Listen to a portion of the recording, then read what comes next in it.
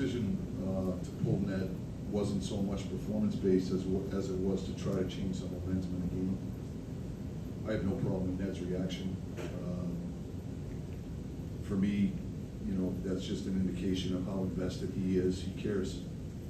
He cares. He's competitive. He wants to win. That's raw emotion, and I have no problem with that. Quite honestly, I thought he inspired the group to want to compete for him. So, you know, for me, that I thought our team responded, and I think Ned was a big part of it. Seth, Mike Dwell comes in, makes a couple commanding saves, gets the win.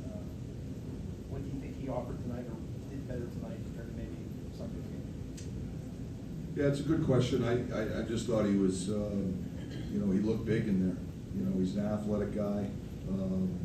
He made some big saves for us, as did Ned. You know, I thought he played well. This was without a doubt a step forward for Blummer. It's certainly encouraging what we saw from him tonight. What was lacking, Mike, prior to the goalie change that you felt needed to be reversed was the momentum that you were seeking? Well, just our intentions. You know, we talked about managing the puck. You know, Philly's one of the better teams in the league. They generate a lot of their offense off the rush. You know, they beat you out of deep ice. You have to have some discipline, some diligence there. Just maintaining depth to our attack, even when we have the puck. But I just didn't think we managed the puck very well at all.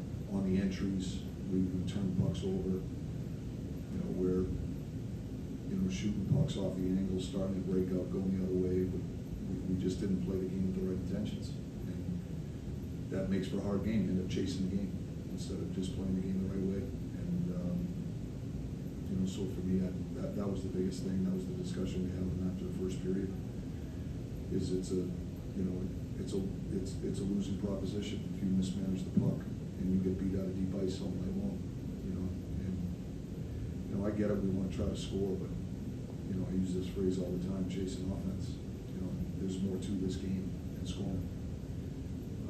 We've got to be harder to play against, and it starts in the offensive zone. It starts with the decisions we make through the neutral zone on the entries.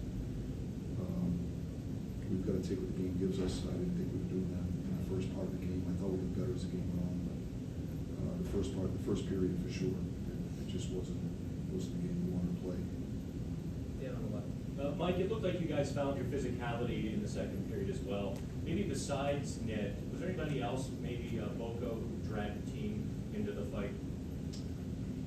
I don't know. I mean, Boko brings a ton of energy to our team. The guys really like him. He's a great teammate. He plays the game hard. He's just an honest guy. And I just think, you know, I think Ned had a lot to do with it. I really believe that. He's a very popular teammate. And, you know, and nobody wants to be in that situation. And I think our guys, I thought our guys wanted to respond. You know, once again, I'm just, you know, you get a certain feeling behind the bench. That was the feeling I had. You know, I thought we responded immediately after that. And then, you know, as we talk about all the time, it's a game of momentum.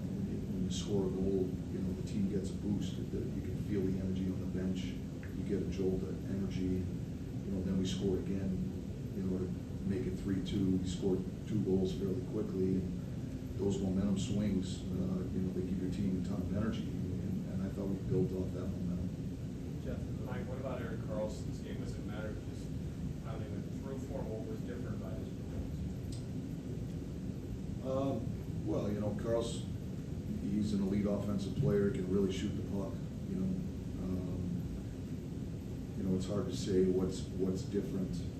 I thought he was playing the game on his toes. He did a great job on the offensive blue line, just managing his gaps, keeping pucks alive. And then when he got the puck up top at the blue line, I thought he did a real good job creating shot lanes. You know, he sees it so well, and he's got a great shot. I just thought, you know, he did a great job with his decision making first and foremost, and then his execution.